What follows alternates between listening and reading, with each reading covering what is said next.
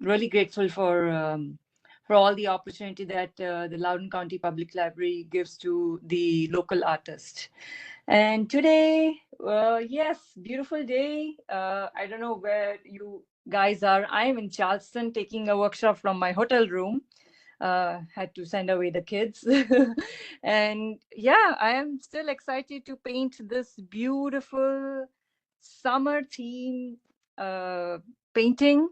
And I know we need this so much because it's so hot in Virginia that I can't believe that, it's just June and yeah, well, just July just started. But yeah, let's just paint and feel some cool vibes of some tangerines and lemon. As you can see, the drawing is already here. And I don't know, can you all see well? Because I can see it's a bit blur, but do you see the complete image, everyone? It looks Lauren, really good to me, Megha. Okay, maybe I see the lag here, but that's okay. And Very sharp. yes, okay, so yes, here is the drawing. And I think if you go on the link, you'll get the image reference for pictures and the line drawing. And get started with the drawing. I'll give you minutes to finish the drawing, and then I'll come with the colors and how to approach this complicated painting. But I'm sure you'll enjoy this. So go ahead with the drawing. Any questions, please ask me or Lauren, and we'll be happy to answer. So this is the drawing. I'm keeping it very simple. I'm not going to draw every single detail. That's the flesh or the veins of the fruit here, or you can say the shape, because it'll just take forever to finish this painting. We'll do this a little more on the loose style and not very hyper realistic, which is usually my style, realism. But I'll try to keep it as well as possible, keeping in mind the time we have to finish this workshop. But you'll get a lot of tips how to approach a painting like this, so detailed, how to make sure that each of these different shapes, or you can say slices of the orange or the lemon, stand out and look different from each other. So those are certain tips I'm going to give you how to get started with the painting like this. But for now, just focus on the drawing and just get the skeleton of the shapes here. And then we'll talk about the colors here. Very simple colors, keeping it very easy for everyone to approach.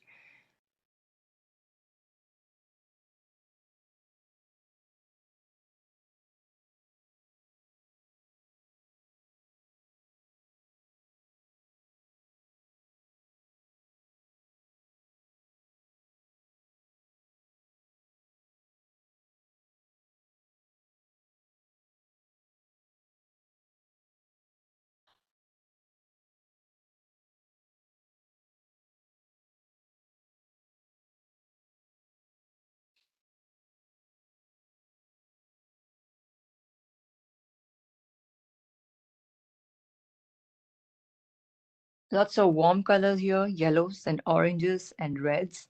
Hardly any cool colors, but I'll show you how to use the cool colors, which is like the blues and the greens or the purples, so that your painting looks balanced. Almost every painting has some cool colors, even if all the other colors are warm. And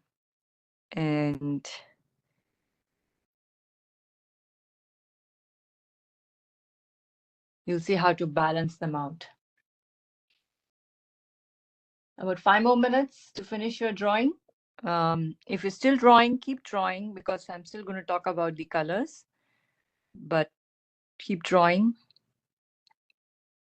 And remember, because these workshops are planned well in advance, if you go to the calendar, you'll find the link where you can prepare your drawing in advance and keep it ready so that you don't have to rush when the workshop starts, and you can just relax and take your time, sip your coffee or whatever you're drinking. Okay, everyone, let's get started. All right. Keep drawing with the reference pictures, but I want to explain how I'm going to actually approach this painting. Now, you can see so many colors are so similar here, and sometimes it can be very confusing to know what are the colors to mix and how to make sure that they look three-dimensional. If you see, this shape is in the top, on the top, right? It's just right in front of you. And you can see that this is at the bottom. This is under this slice or this shape. So how do you make sure that they look three-dimensional and not flat when you paint something so similar shapes and similar colors? Well, the most important thing to understand here is, as usual in any form of art, especially watercolors, is the values. And I always like to use a black and white picture to understand the values. You can see here that this top level, top shape or the slice is the lightest here. I know the print is not the perfect one here, but you can see it's so light that I didn't even print here, which means when we paint, we're going to put really light colors here. Same thing here. And you can see the contrast here and the contrast adjust into this almost white shape. So this is what is going to create the three-dimensional look when we paint.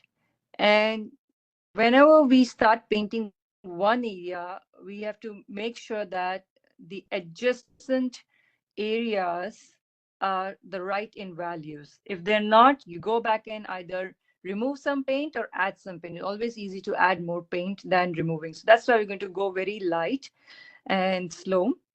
Same thing goes to other areas. Well, you can see this is really dark and this area is really dark and this one too, right? So we're going to make sure that these things are darker in area and darker in values in regard to these ones. The way I like to approach is I like to put numbers on these. Like, for example, I can call the shape 1 here. So I'll start painting this the lightest. Then if you see, this area and this area is almost the same value. So maybe I can keep this one too. So this will be my second lightest, second darkest area. Then I can go jump here, 3. And then these two, in certain areas, this is darker, certain areas, this is lighter. So maybe just for the point of reference, 4, and then 5, and 6.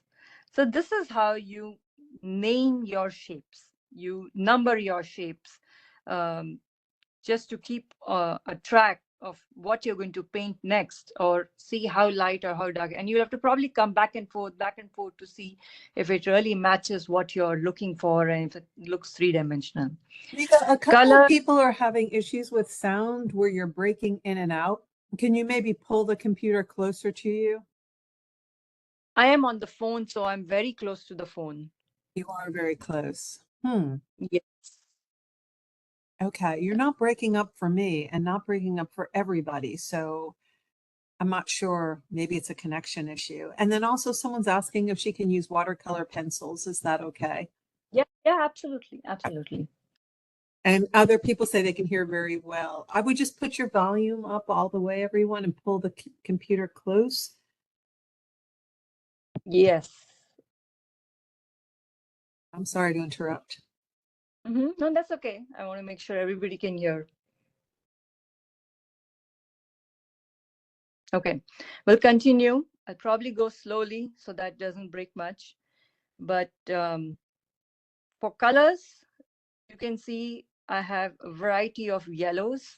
This is very light lemon yellow, like a cool yellow. Warm yellows, which is more on the orange side, some oranges, reds, really dark ones. And I'll show you how to mix with these very limited colors. I do have some blue as well. I'll show you where to use them. I'm going to mix some green to get these areas, some green on this side.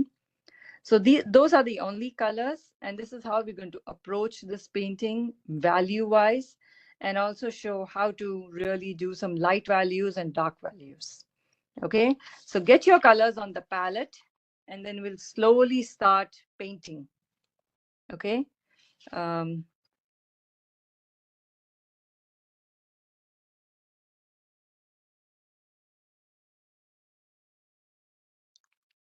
just for reference,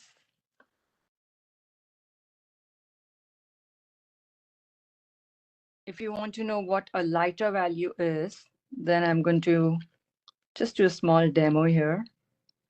So this is really light, almost like watery, a little more like on the tea, coffee consistency. And this is one value. And with the same color, I can go darker with less water and more paint.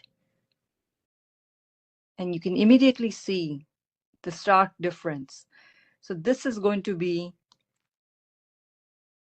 a different value. So when I say lighter value, you can add more water. And when I say darker value, you can have more paint. Okay, so this comes a little bit with practice. So if you cannot get the exact one, it's okay. You can go again and paint on it. But if you're a beginner in watercolors, then go light. And you can always add more paint. And remember, watercolors dry slightly lighter. So sometimes when it dry, you'll feel like, oh, this is really light. I may need to have add more paint to it. So that's normal. Okay. So we'll get started with these lighter areas. I'm going to start wherever I find this light yellow that you can see, the lemon yellow here. And I'm going to just start painting because this is going to be a painting with a lot of layers. So I'll definitely need to work in different areas and different layers simultaneously. When one dries, I'll go move to the other one. Okay. So you can see my palette here. I'm just going to take some water, take some paint, just make a little bit of watery consistency. Like, let's say, tea to coffee consistency paint. And I'm going to just start adding this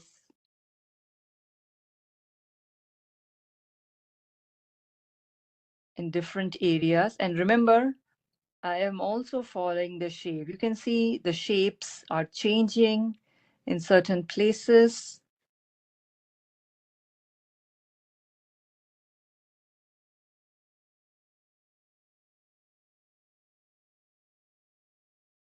Okay.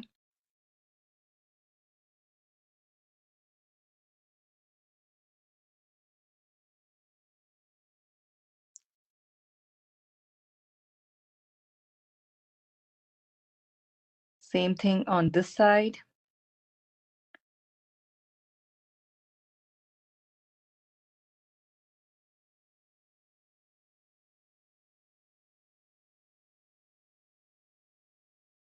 Some things, some areas we're going to paint wet in wet, which means there'll be some wet paint already. And on top of it, we're going to add some more paint. And some areas we're going to let it dry. Okay, so it just depends on what you're trying to achieve. Right now, I'm painting wet on dry, which means my paint is wet and my paper is dry.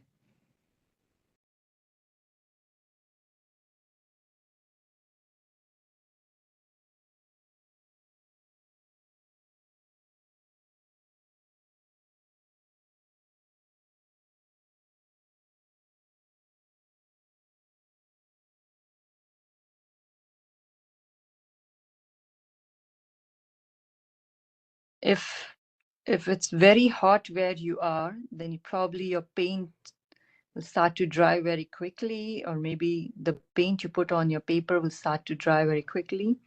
It's normal. It just depends how humid it's inside where you are. So summers obviously is very humid. So as soon as you put water or paint on it, it'll just dry so quickly.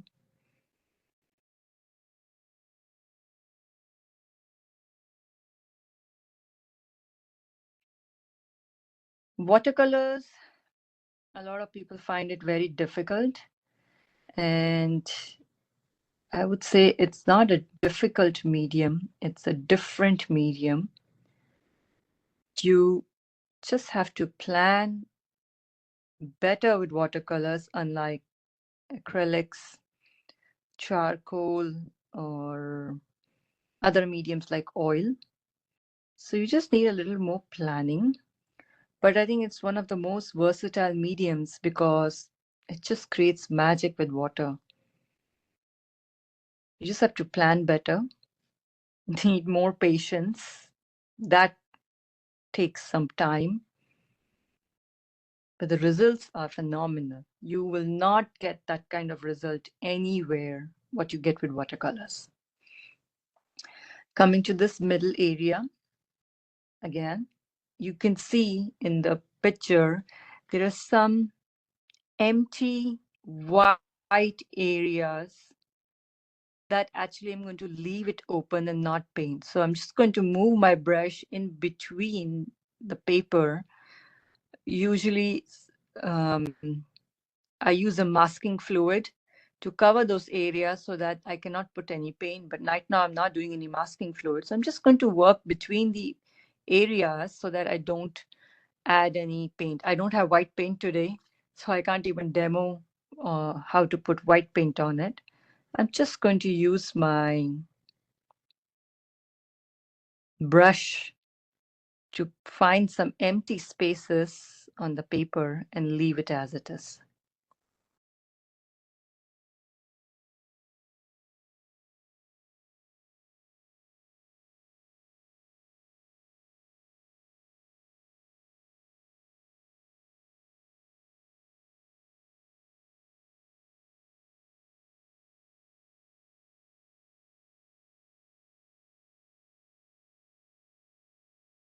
Again, I keep referring to my black and white image back and forth to see if I am in tangent with my drawing, with my values,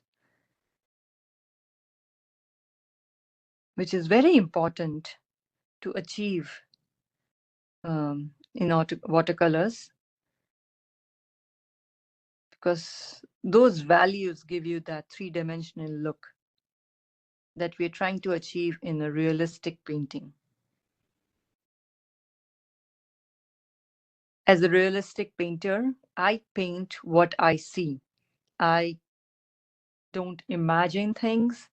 If I see a shape in particular way, I paint it in that way, but I don't imagine, not unlike abstract artists or impressionists. So for me, I observe a lot. And when I started, I used to wonder, how do you observe? How do you observe as an artist? Practice. You just keep looking at something and you'll start to see things that you have not seen before. Also outside, um, start observing your garden, those trees that you see. You'll start to notice so many things. Start to notice people, their faces, the shapes, so many things.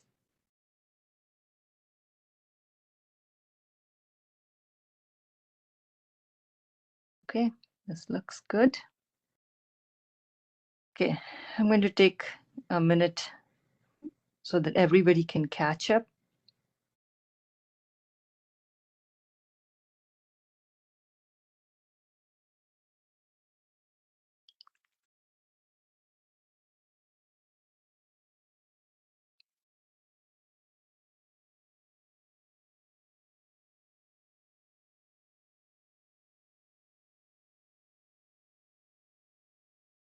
Don't worry if you're not able to handle your paints and the water well. Just plan or enjoying the painting today. Like I said, it takes time, it takes practice to control certain aspects of watercolors. So it's okay, just enjoy. I'll let that dry. And then I'll start moving in these bigger areas because I have to start putting the paint and move on with the one area to another to complete this painting on time. Okay. So again, what colors do you see here? I see again some warm oranges, warm yellows, right? Some oranges too. So maybe we'll start with the warm yellow here. Okay. And a warm yellow would be something like this, a new gamboge. Okay, again, I'm going to keep it light because remember, I'm going to add some darker areas for it to look three-dimensional. All these detailed, small, intricate flesh that you see, that's what I'm going to make sure that will start to look like.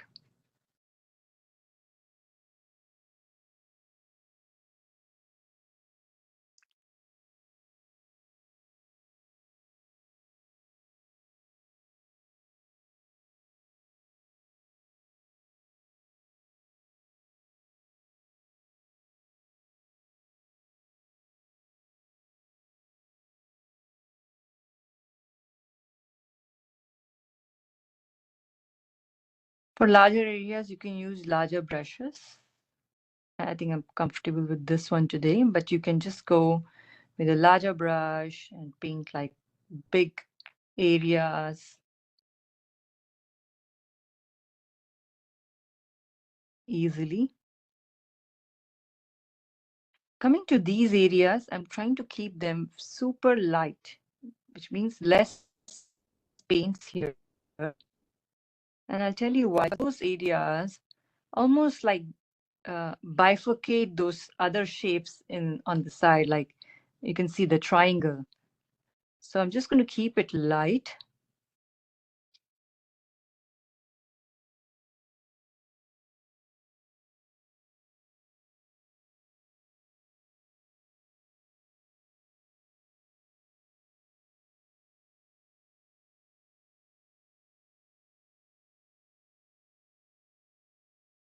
I know right now everything looks like one big color. Nothing is popping out. Nothing looks three-dimensional. These are the ugly stages, what I call, of a painting. Yes, they're ugly because most of us, including me, I am not happy with my work. I just feel that it's not the way I want it. But as an artist, the only way is to keep moving forward. You have to keep moving, keep painting until you come about 80, 85% of your finishing of the painting. That's when things start to come to life. So don't feel bad if it looks mm, not what you think, not what you vision it as. Just keep painting. I see some lemon yellows here and some warmth on the top, keeping it light. Now, this is one way to approach this painting. I go light and I keep adding dark colors. There are painters who go from dark to light. So what they do is they paint all these dark areas like the reds and the oranges, and in the end they paint these light areas. This is absolutely a personal choice of an artist. You can paint the way you want, whatever you see, whatever you think you're ready to handle. So again, completely a choice. This area, same way, I'm going to add some uh, warm and cool yellows. Here I can see some more of the lemon yellow side. And remember, coming to this area, I see a lot of whites. So I'm going to try to keep some empty areas. Because again, I don't have white paint. I'm not using masking fluid. If you don't know what a masking fluid is, it's basically like a very, it's a liquid. made of rubber, and you can put that on paper. It just seals the paper, and you cannot put paint on it. And once you're done painting the adjacent areas, you can just peel it off with your nails, or there is a small um, tool, that helps it remove, but it's super safe. And you can use that to save some areas of a painting on which you don't want to add any paint. Temporary. Okay, coming here again, I see lots of worms. I also see on this side a lot of light reds. Okay, so what we can do is, I'm going to take some red here, keeping it super light. Remember, we need layers. Okay, taking really watery consistency.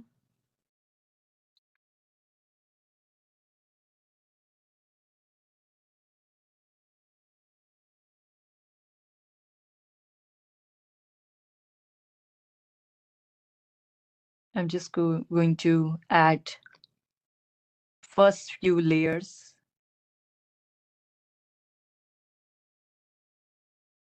And I'm not going to be too fixated about the exact color here, um, because remember, it's natural, it's a natural fruit here. So it doesn't have to be perfect according to the photograph. The photograph is for reference. I'm not trying to copy the photograph. Even as a realistic artist, I'm not trying to copy the photograph. I want to put something of my own. And for me, the best way is to choose my colors. So sometimes I go a little loose, like, I can add a little bit of my own color here and there. And that helps me define myself as an artist.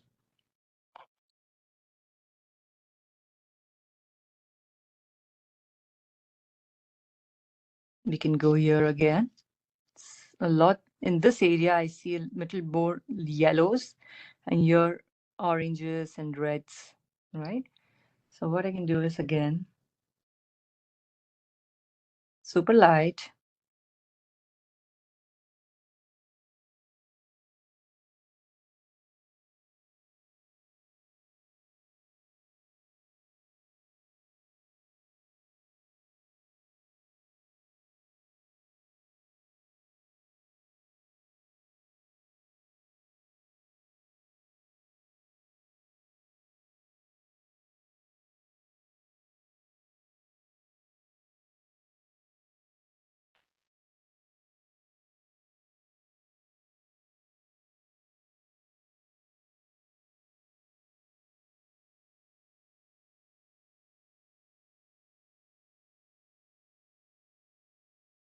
Okay.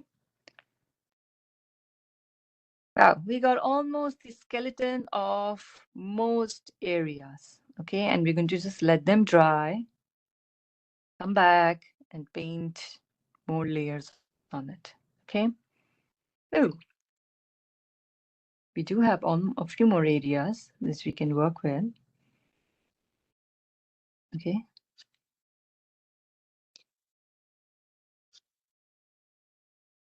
This area specifically, you can see nice oranges. You can mix some orange here.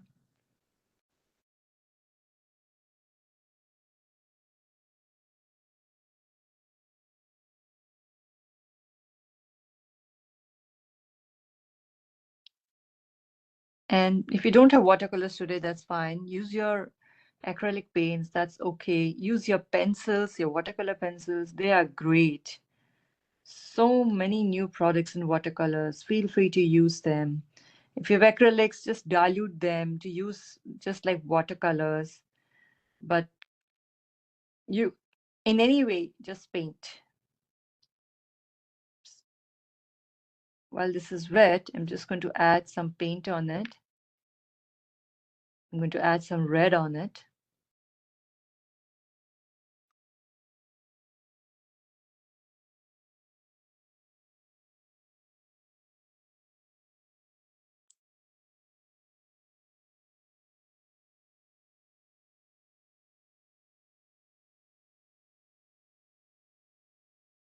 Okay.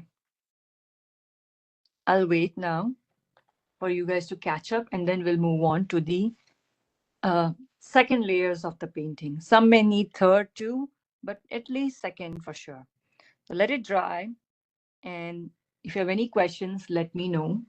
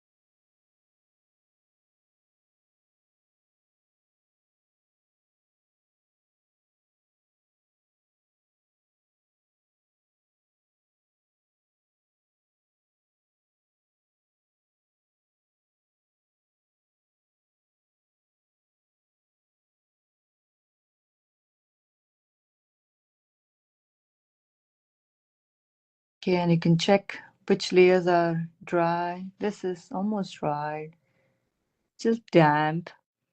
But yes, we can go on with this layer and paint. Okay, next. Now, how do we do all these details and this? Again, look carefully. These are nothing but values. You can see lighter oranges, kind of reddish tones.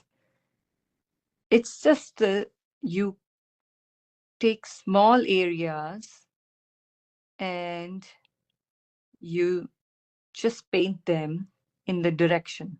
You can see that there's a direction here. It's just not a very haphazard um, painting. If you see, this has direction very close to this rim here. This has direction. So if you keep the direction in mind, it'll start to look real. Okay. And that's exactly what I'm going to do. I'm going to mix a little bit of paint on my palette so that I can pick quickly and start moving in the direction I see. Okay. And you can see the difference here that here it gets darker and somewhere here it gets darker. The rest is quite light. Okay, so again, keep it light because remember, this area is super dark. So you want to make sure that you keep your darkest paints with less water for this area, and this still keep it lighter. Okay, so I'm going to mix a bit of orange and red tones and start painting this area. Again, look at your black and white. You can see how light this is and compare to this. Okay. Go slow, take it easy. I know this can be very, very confusing, but just keep in mind what direction you can follow. Everything in nature has a direction, okay? And that makes it real. If you see the leaves, the way they grow, they have a direction. This is a bit dark, I think. So I'm going to just lighten this up. Maybe mix a little bit of yellow in it and also more of water. Okay. And I'm just going to start in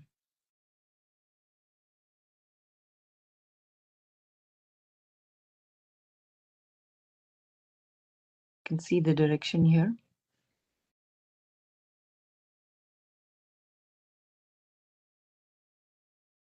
Usually I would like to paint this wet on wet because it gives a very soft effect. I'll show you how to do that as well.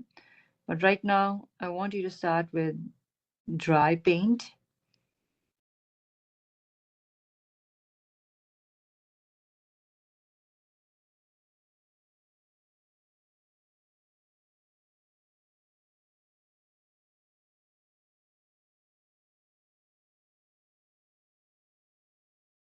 You don't have to follow exact number of strokes here.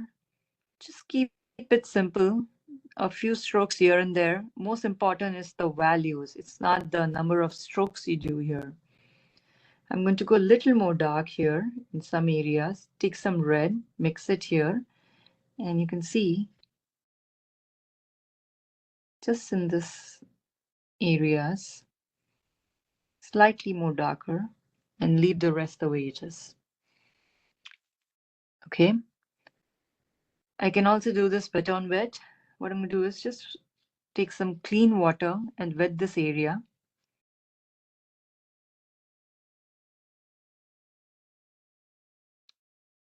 Okay. Wait for like a few seconds, maybe 30 seconds. Until then, load my paint. Okay. Wait. Because look, I just put some paint on it and it started to disappear. So I'm just going to wait and then start painting this small area as well.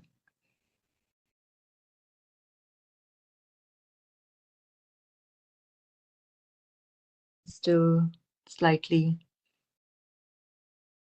wet, so I'll wait. If it's too watery, the paint is just going to start fading on the paper. So you just have to wait slightly until you see the streaks. Yeah, you can see that now. Look, now the paint has started to settle on the paper.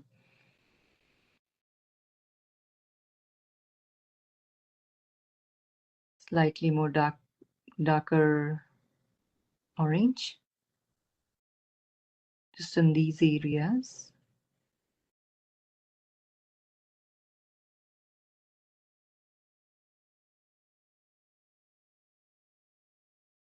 Okay. I'm going to continue to do this on this side as well. Just wetting this area with plain water. I'll let it dry. Maybe I'll just put water in all these areas so they can work faster.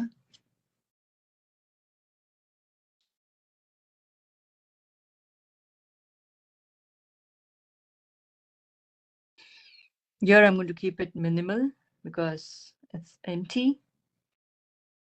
Yeah, see, it's so humid here that I put some water and it's already dry. Perfect example.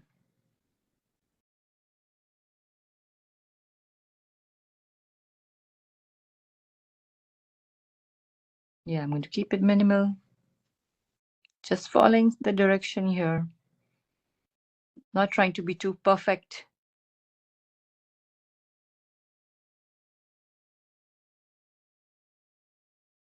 Okay. Same thing here.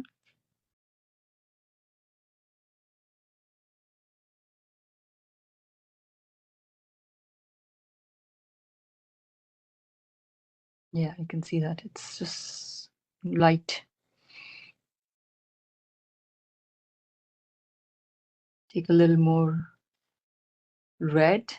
And this edge here, it's darker. I'm just going to add more color, more paint. Yes. Same on this side.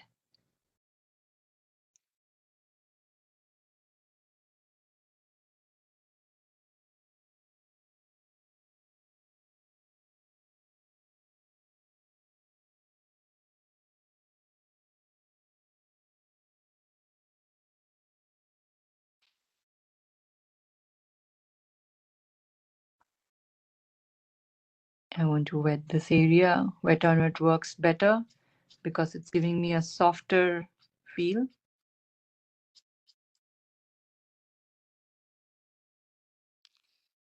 Wait for a minute.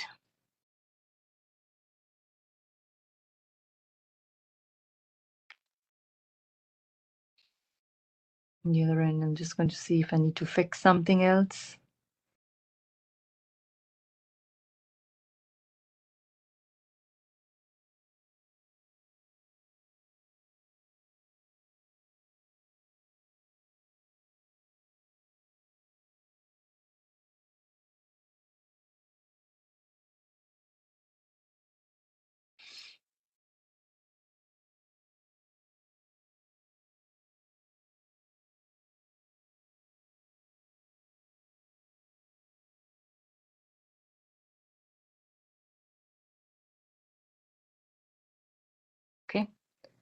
So we finish with one large area here.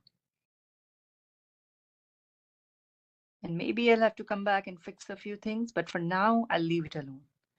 Next, we move on to maybe this area. Yeah, we can move on to this area. And the same way, I'm going to mix some paint.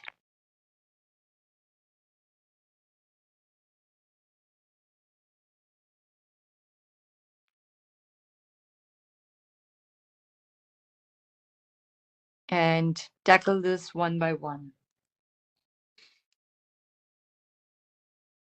It's just easier to wet this area slightly because it gives a very softer feel. Make sure these areas are lighter so that you can see that the different layers here.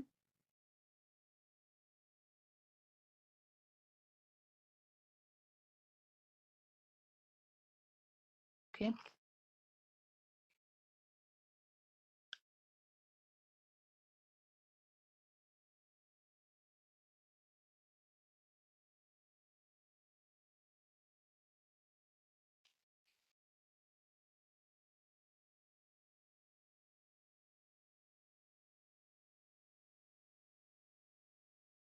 Again, I am just following the shapes that I see here. Okay. And adding color based on what I see. Sometimes I see more oranges, sometimes I see more red. So I just mix those colors, and you may have different reds and oranges. So feel free to use what you have. Don't worry if you cannot find the exact color that you can see on the computer screen. It is very different. Mine are, again, artist quality paints. They're going to be more vibrant. They're going to be more transparent, sorry, and going to give a different quality. So if you have your student grade paints, they're going to be different. They're going to look more chalky. That's why they're called student grade paints. But if you really want good quality watercolors, then you need to invest in some good quality paints. Good quality paints are the Winsor Newton artist paints, or Da Vinci, um, and Daniel Smith. These are the great artist quality paints. They're slightly expensive than the normal ones, but they're worth the quality. If you really want your paintings to stand out, then it's a good idea to invest in them. And you don't need a lot of paint. You just need 6 to 8 colors. That's all.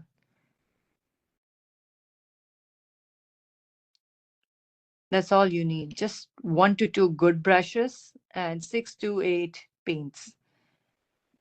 And you can make great paintings just out of those few things. Okay. Again, I just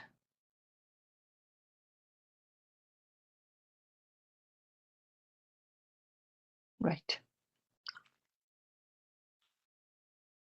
Like I said, it is impossible to finish this painting if even the whole day, because these are such tiny details. So I'm not really trying to copy the exact way, but I'm trying to teach you how to paint it in a realistic manner. Okay. It's not exactly trying to copy the photograph. Next, we move on to this one. Again, I see a lot of oranges here and some yellows. I'm going to just wet this area with some water, plain water.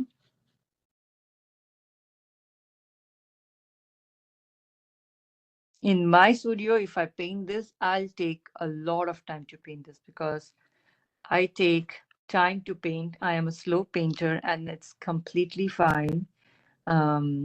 I like control in my painting.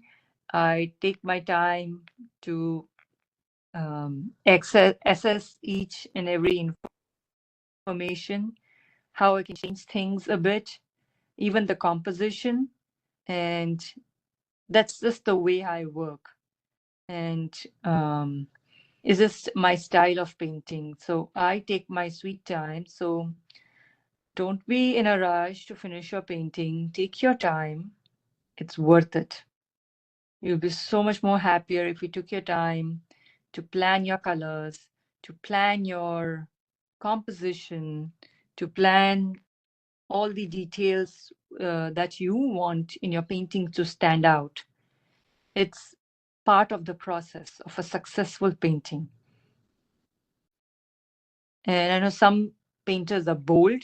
They just love to take that big, thick brush and pour some paint on your, or slap some paint on their paper. I wish I was that kind of a bold painter, but I'm not. I love to take my sweet time. Um,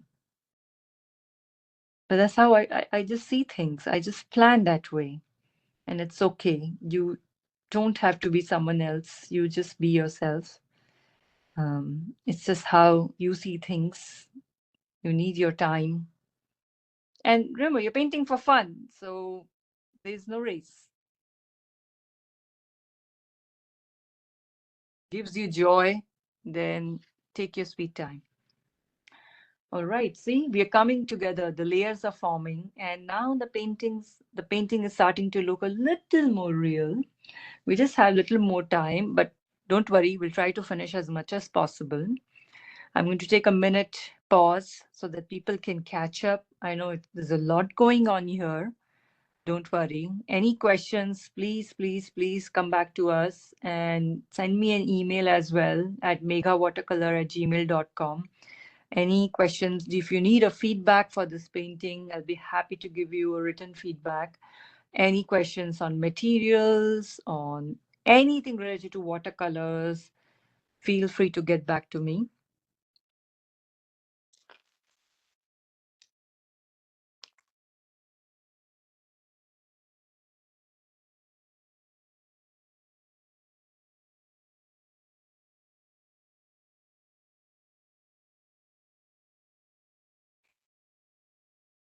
Okay, we can work on this layer now. A big chunky layer here. Again, this area is mostly yellows and slight oranges. Here I've seen dark oranges. This here too, this side too, dark oranges. So I'm going to wet this area with some water. I'm going to leave a lot of places in between to make it look three-dimensional.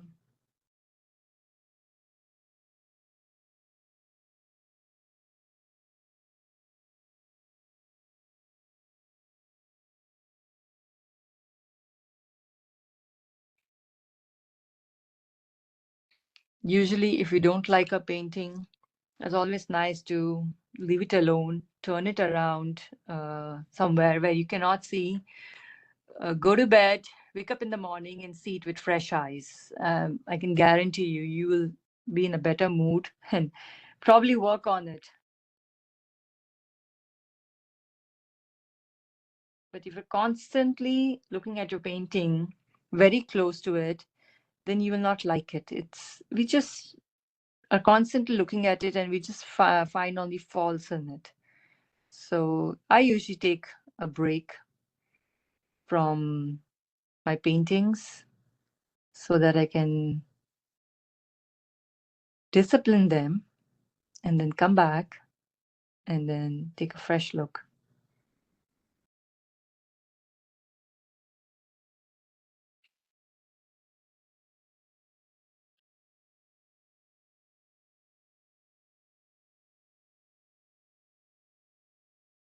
Here I'm going to put some really dark reds and oranges. And I'm just taking thick paint. You can see some nice thick paint. Because that's what I see in my photograph.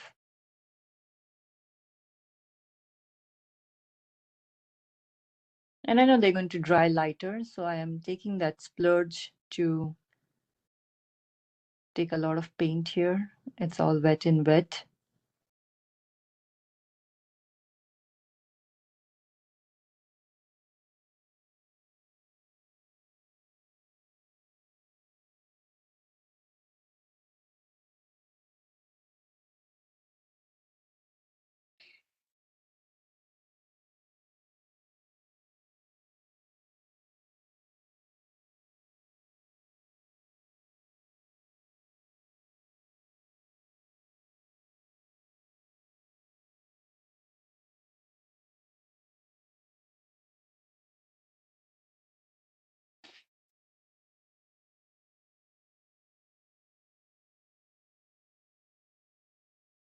Okay, I think I like it this way.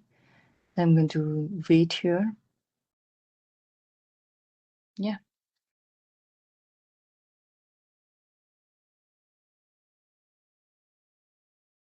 We just left this one small area and then we'll work probably on more layers. But we are getting close to finishing this painting. Not much left. Maybe a few details, few tweaks here and there. I'm going to get, again, nice dark layers here, okay, of reds and oranges.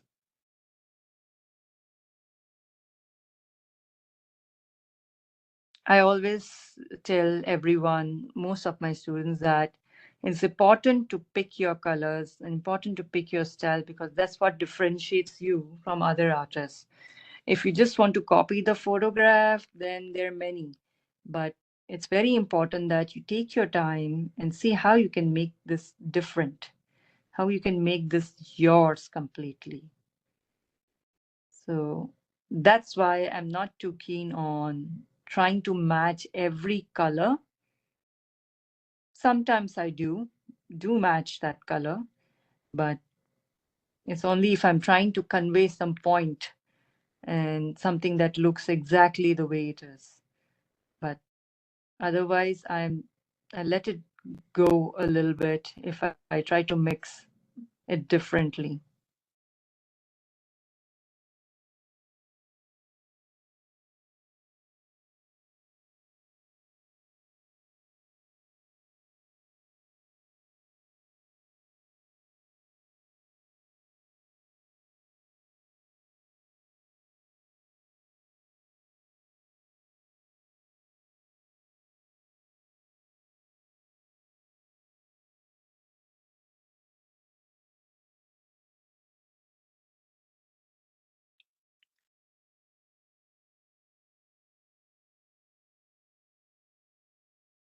Okay.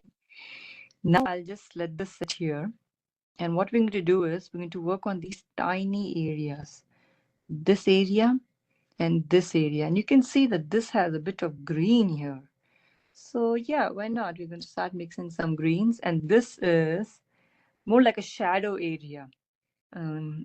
It's almost empty, like a rest area, like resting your eyes among all these different colors.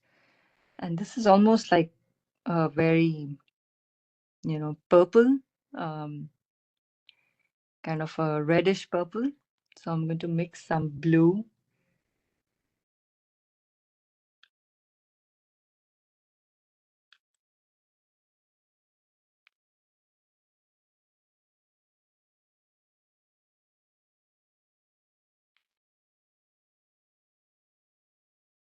Okay.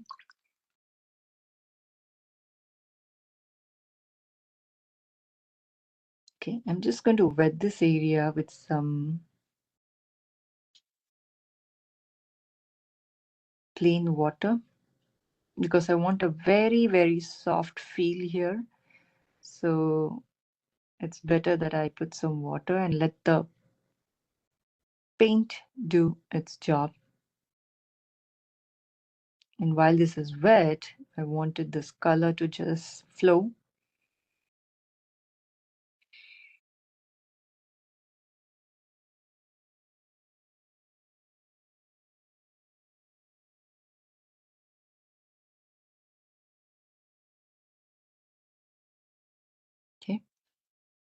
A little bit of here as well.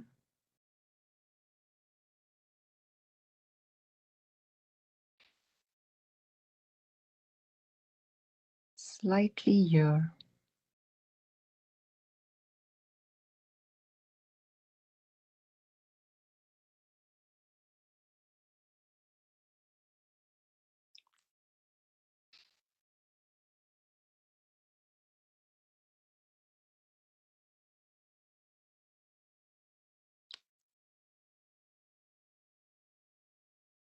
Let that dry. And here, what we can do is you can see a lot of greens on this rim end. So we can mix some green. I'll take some blue and some lemon yellow.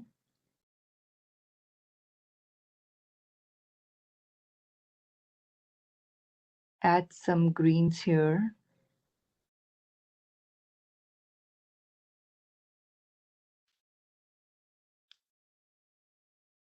Nice light green.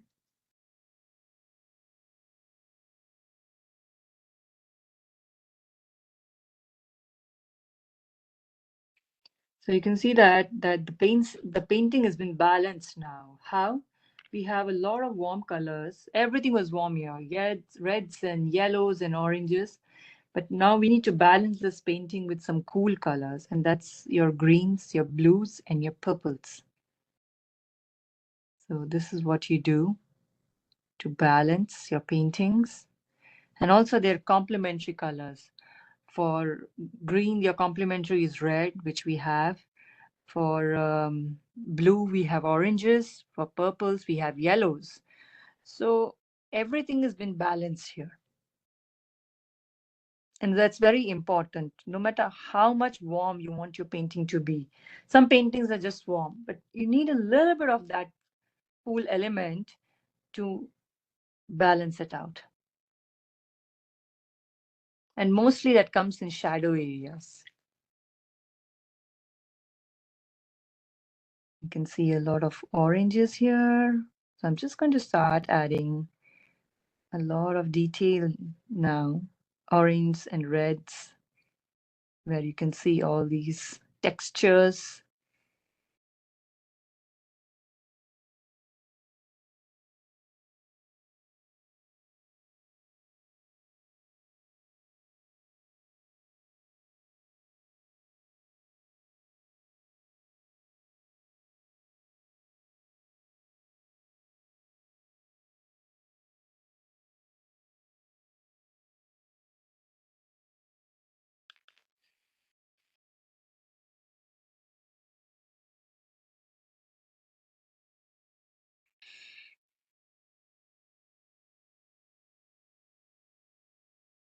We need reds here, reds and oranges.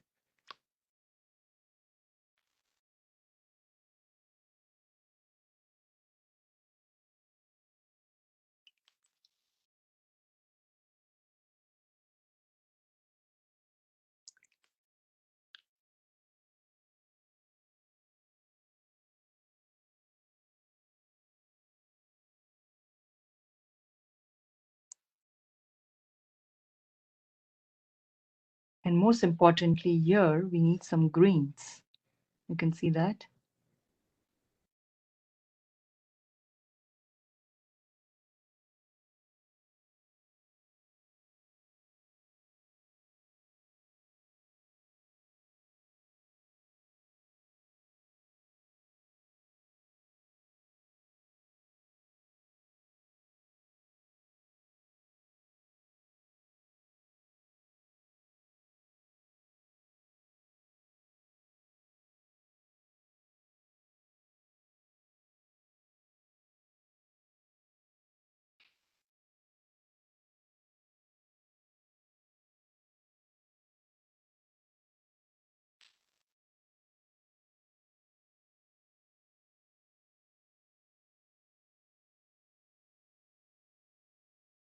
I see a little bit of yellow and green here.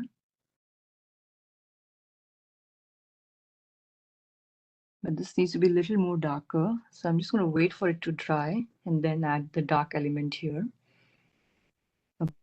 Okay. In the meanwhile, I think this is important that we now do one final round of colors here because this needs to start take shape now. I'm going to just add a little more of, while it started to dry, I can see that I need some more really dark reds that I'm going to add wherever I see I need to. Same way, all the other places where I need maybe oranges or reds.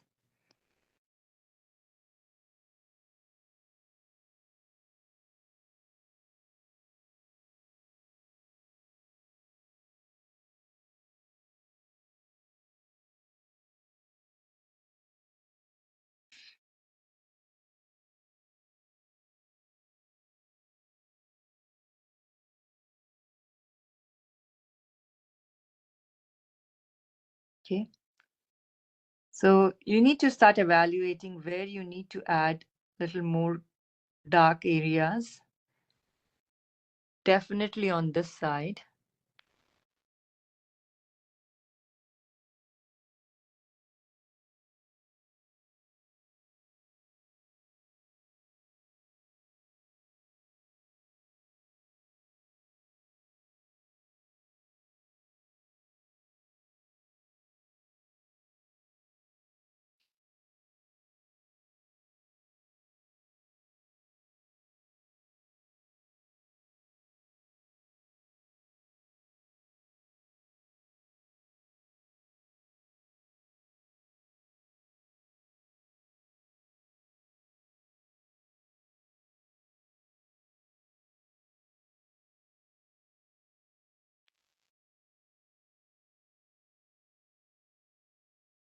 Okay, some oranges.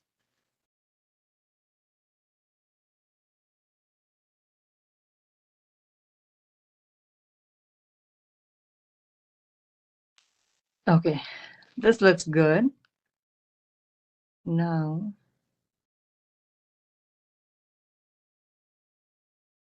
what I'm going to do is, because the first layers that I put of yellow and yellows really faded out.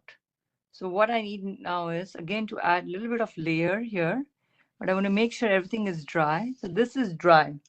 So I'm going to take my really large brush, okay, and take a little bit of the yellows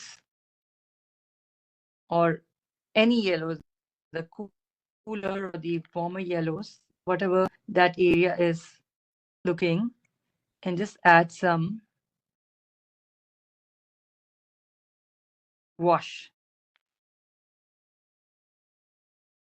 Because the first layer was so light, it dried and it's almost faded out. Like I said, watercolors dry lighter.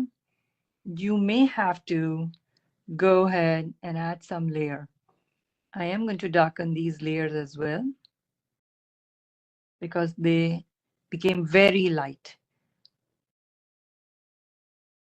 But I didn't want to remove any color because the paper is very, very delicate. And I prefer to add more paint, which is always easy, rather than scrubbing and removing the colors. So yeah, that's what I'm trying to do. Just adding a little more layers here and there, letting it dry.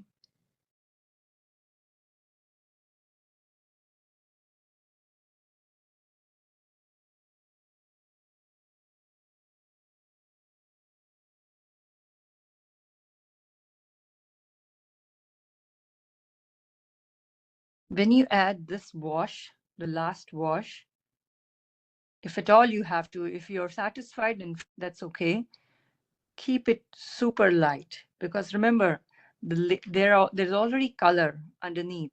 If you really scrub your brush like this, it's going to remove all the other layers beneath it. So keep it super light. Keep it very delicate.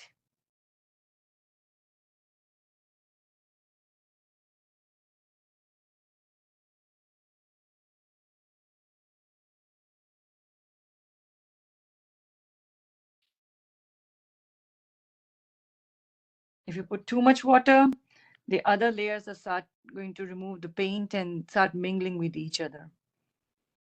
So yeah, keep it super light.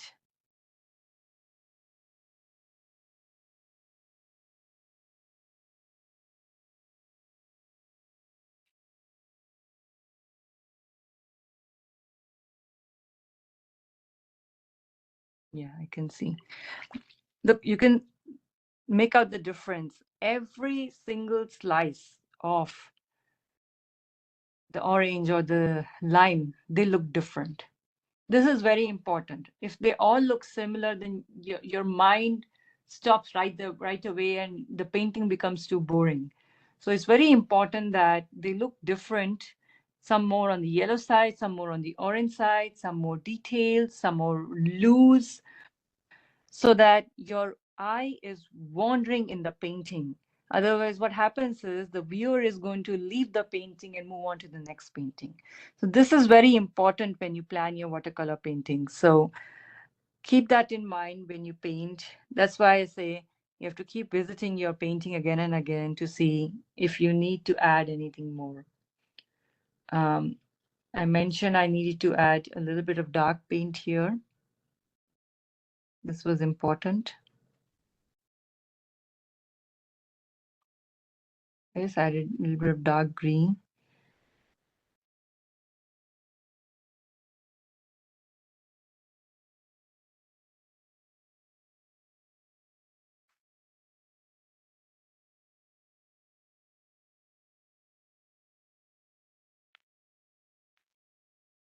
Few dots here and there.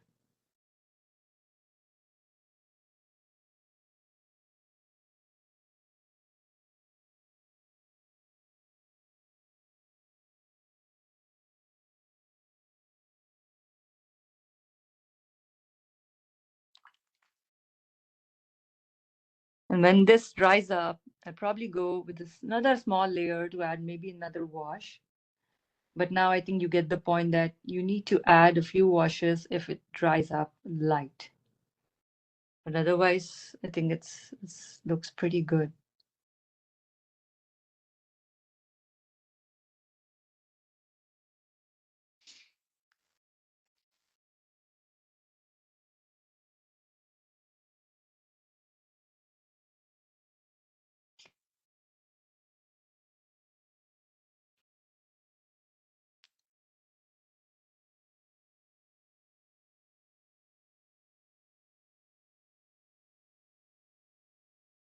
Like I said, here might need a few tweaks, a little more reds and oranges, but it needs to dry. Otherwise, the colors will start to mingle on the paper.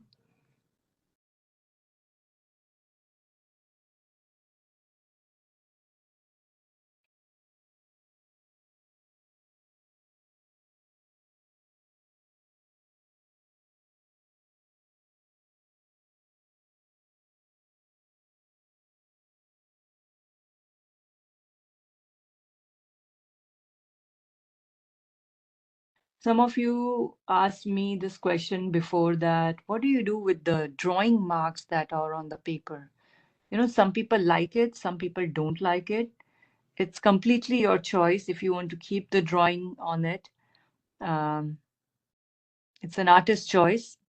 It just shows that you took the time to draw painting and it's a part of the whole painting. If you don't like your drawing, then what you can do is once the painting is bone dry, absolutely bone dry, go ahead, take your kneaded eraser. Don't use any other eraser, your kneaded eraser, and just lighten up those drawing marks. Sometimes I remove the drawing, sometimes I don't. It just depends on what I'm trying to achieve. But you can remove the drawing marks with those kneaded erasers, and then yeah, you can complete with whatever last steps you have in it. But it's completely a choice. It's not that a painting is better or worse with the drawing. It's totally fine. And I think that's it for today. I think you just have to dry this layer and then probably I might do another layer on this. But overall, I'm pretty pleased with this painting. It was very complicated, but I wanted to challenge everyone to attempt new subjects with watercolors, challenging subjects, because yes, you can always go ahead and paint one single apple or one strawberry, but it's important to challenge different ways as an artist, and that's that's only it's going to make you better. That's all. So I'm so glad you guys could join today, and thank you again for joining this workshop. If you have any questions, let me know, or Lauren, and feel free to send me the painting for feedback.